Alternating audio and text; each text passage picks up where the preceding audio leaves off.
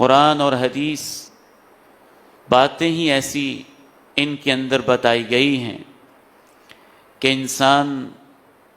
پریشانیوں سے سکون پاتا ہے، اضطرابات سے چین پاتا ہے۔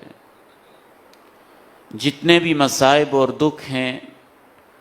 ان سے نجات کا سب سے پہلا راستہ قرآن و سنت یہ بتاتے ہیں کہ آپ پہلے سے یہ طے کر لیں اور اپنے ذہن کے اندر یہ بات بٹھا لیں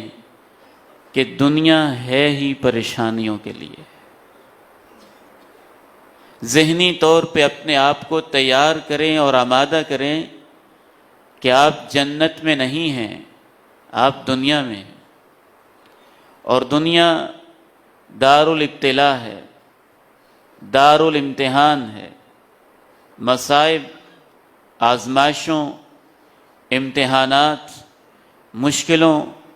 پریشانیوں کا مرکز اللہ رب العزت نے دنیا کو بنایا اور اپنے بندوں کو پیشگی بتا بھی دیا کہ دنیا پریشانیوں کا گھر ہے، یہاں کسی نہ قسم کی پریشانی آ کر رہے گی۔ وَلَنَبْلُوَنَّكُمْ بِشَيْءٍ مِّنَ الْخَوْفِ وَالْجُوعِ وَنَقْصٍ مِّنَ الْأَمْوَالِ وَالْأَنفُسِ وَالثَّمَرَاتِ وَبَشِّرِ الصَّابِرِينَ الَّذِينَ إِذَا أَصَابَتْهُم مُّصِيبَةٌ قَالُوا إِنَّا لِلَّهِ وَإِنَّا إِلَيْهِ راجعون۔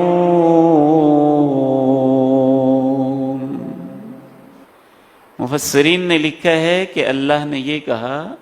ضرور ضرور ہم تمہارا امتحان لیں گے۔ یہ جو 2 دفعہ آ جاتا ہے نا، ضرور ضرور، یہ قسم کا فائدہ دیتا ہے، قسم کے برابر ہو جاتا ہے۔ مجھے قسم ہے تمہارے اوپر پریشانیاں آئیں گی، خوف کی پریشانی آئے گی، بھوک کی پریشانی آئے گی، مالوں میں، تجارت میں، بزنس میں، کاروبار میں کمی کی پریشانی آئے گی، جانوں میں، اپنی جانوں میں، اولاد کی جانوں میں، بیوی بچوں کی جانوں میں، بیماریوں کے انداز میں، فوتگیوں کے انداز میں، ان کے بچھڑنے کے انداز میں، والدین کے چلے جانے کے انداز میں پریشانی آئے گی۔ والثمرات، پیداوار میں کمی کے لحاظ سے پریشانی آئے گی۔ وبشر الصابرین،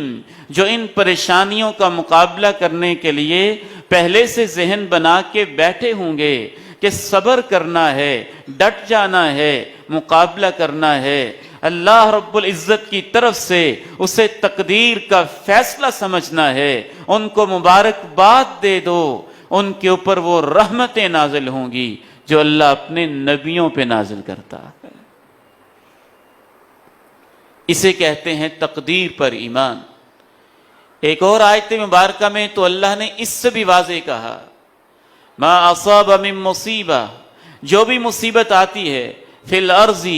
روئے ارض کے اوپر، روئے زمین کے اوپر، یا تمہاری جانوں کے اوپر، الا فی کتاب، لوح محفوظ میں پہلے سے لکھی ہوتی ہے، من قبل ان نبرأہا، کائنات اور اس مصیبت کی پیدائش اور تخلیق اور آنے سے پہلے ہی، ان ذالک علی اللہ یسیر، اللہ کے لیے یہ سب کچھ تقدیروں کے فیصلے لکھنا یہ آسان ہے، اور یہ تمہیں بتایا اس لیے ہے لِكَيْ لَا تَأْسَوْا عَلَى مَا فَاتَكُمْ، تاکہ اگر پریشانی آئے تو اس پہ زیادہ ہی اسے دل پہ نہ لگاؤ، غم زدہ نہ ہو جاؤ، وَلَا تَفْرَحُوا بِمَا آتَاكُمْ، اگر کچھ مل جائے تو اس پہ شیخیاں بکھیر کے زیادہ فخر نہ کرو۔ اللہ فخر کرنے والے، شیخیاں بکھیرنے والے لوگوں کو پسند نہیں کرتا۔ اصل میں ہمارا یہ ذہن ہوتا ہے کہ پریشانی نہیں آنی چاہیے، جبکہ اللہ کہتے ہیں آ کے رہے گی، تقدیر کا فیصلہ ہے۔ ازل سے فیصلہ ہے، ابد تک فیصلہ ہے،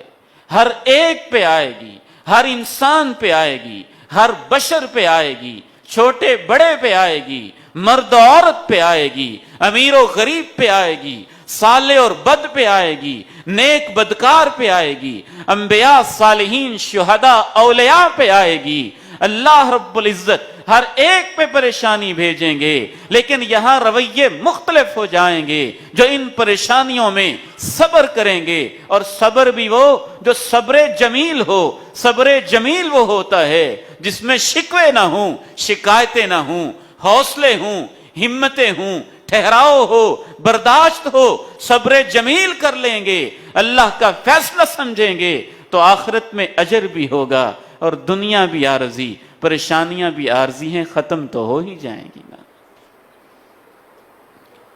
پہلا راستہ یہ ہے،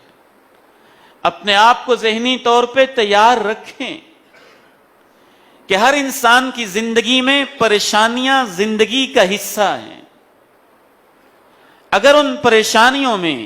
آپ کا ایمان ہے، تقدیر پر ایمان ہے، صبر ہے، حوصلہ ہے، دین پہ استقامت ہے، تو سمجھ لیں کہ وہ پریشانیاں آپ کی نیکی کی وجہ سے آئی ہیں، اور ان کی وجہ سے آپ کو اعلیٰ درجے دیے جا رہے ہیں، اونچی ڈگریاں دیے جا رہی ہیں، جنت میں اعلیٰ مقام، انبیاء کی رفاقتیں دی جا رہی ہیں۔ اگر ان پریشانیوں میں آپ وویلے کر رہے ہیں، شکوے شکایتیں کر رہے ہیں، جزا فضا کر رہے ہیں، آپے سے باہر ہو رہے ہیں، گھبراہٹ میں مبتلا ہو رہے ہیں، اور آئے روز نئے سے نئے شکوے اپنی زبانوں پہ لا رہے ہیں، تو پھر سمجھ لیں کہ وہ پریشانیاں تمہارے گناہوں کی وجہ سے آ رہی ہیں، جس وجہ سے تمہیں صبر کی توفیق بھی نہیں مل رہی ہے۔ یہ جانچنے کا لیول ہے کہ پریشانی کس لیے آ رہی ہے۔ اگر پریشانی میں آپ میں سکون ہے، ٹھہراؤ ہے،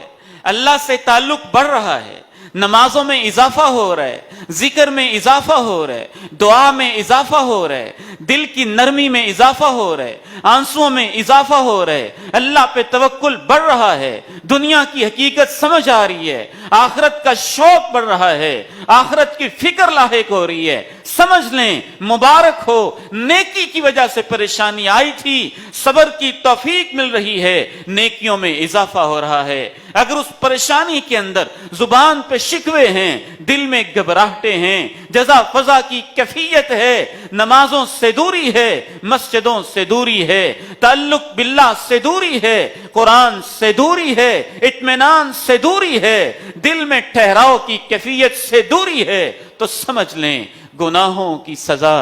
ایسی مل رہی ہے کہ پریشانی کے اندر بھی اللہ کی طرف پلٹنے کی توفیق بھی چھن گئی۔